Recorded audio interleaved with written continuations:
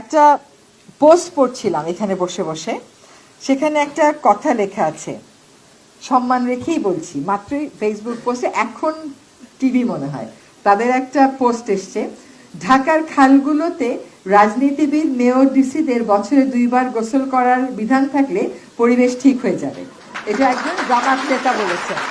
তো এই বুদ্ধিটা আসলে আমার মাথায় আসেনি, এই বুদ্ধিটা কিন্তু আমারও না। সো উইথ ডিউ রেসপেক্ট বলছি যে আসলে রাজনীতিবিদরাই দেশের সমস্যার সমাধান দেবেন। আমাদের রাজনীতিবিদেরা বা রাজনৈতিক প্রথা বারবার যদি সফল হইতো, তাহলে আমাদেরকে আর দায়িত্ব নিতে হতো না হয়তো, বা আমাদেরকে একটা ক্রাইসিস মোমেন্টে আসতে হয় মাঝখানের একটা যোগসূত্র করে দেওয়ার জন্য। হ্যাঁ, তো শেষ সমাধান কিন্তু রাজনীতিবিদদের হাত ধরেই আসতে হবে, এবং যদি পরিবর্তনকে টেকসই হতে হয় তাহলে পরিবর্তনকে টেকসই রাজনীতিবিদেরাই করতে পারবেন, তো তাদের সেই ম্যান্ডেটটা থাকে। আমরা একটা সহায়ক শক্তি হিসাবে হয়তো ক্রাইসিস মোমেন্টে কতগুলো কাজ করে দেওয়ার জন্য আমাদের ডাক পড়েছে।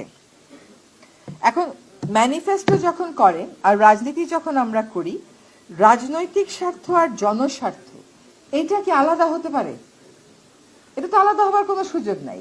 আপনার দলের স্বার্থ যা, আপনার রাজনীতির স্বার্থ তাই হতে হবে, আর আপনার রাজনীতির স্বার্থ যা, আপনার জনস্বার্থ তাই নিশ্চয়ই হবে। যদি তাই না হয় তাহলে কিন্তু আমরা সকলেই রাজনৈতিক নেতা হয়ে যাব, যারা রাজনীতি করি এবং রাজনীতি করেন, কিন্তু আমরা সব সময়ের জন্য একজন আত্মত্যাগী রাজনৈতিক নেতা হব না। ফলে যারা রাজনীতি করেন তারা যদি জনস্বার্থ আর রাজনৈতিক স্বার্থকে একই সমান্তরালে রাখেন, তাহলেই কিন্তু তারা প্রকৃত অর্থে আমরা যেরকম রাজনীতিবিদ চাই সেরকম রাজনীতিবিদ হবেন। আর একটা টেন্ডেন্সি সরকারে জয়েন করে দেখছি, অসম্মান করা। ধরেন আপনি সমালোচনা করা এক বিষয়, আর অসম্মান আর ব্যক্তিগত আক্রমণ করা আরেক বিষয়। অবশ্যই সমালোচনা হবে, রাষ্ট্রের সমালোচনা না হলে, সরকারের সমালোচনা না হলে সরকারও তো কাজের গতি হয়তো তার কমে যাবে।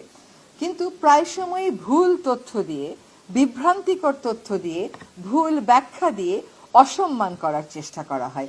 এই যে অসম্মান করার চেষ্টাটা করা হয়, এটা করলে হয় কি, দেশে আর গ্রহণযোগ্য ব্যক্তিত্ব থাকে না।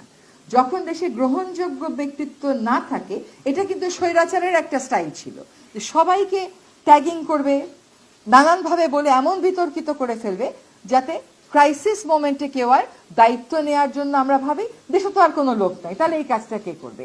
এই অসম্মান করার যে একটা কালচার, এখান থেকে আমাদেরকে সরে আসতে হবে। একটা কথা আছে না, যে যেই দেশ জ্ঞানীর চর্চা সম্মান দিতে জানে না, সেই দেশে তো আপনি জ্ঞানী পাবেন না।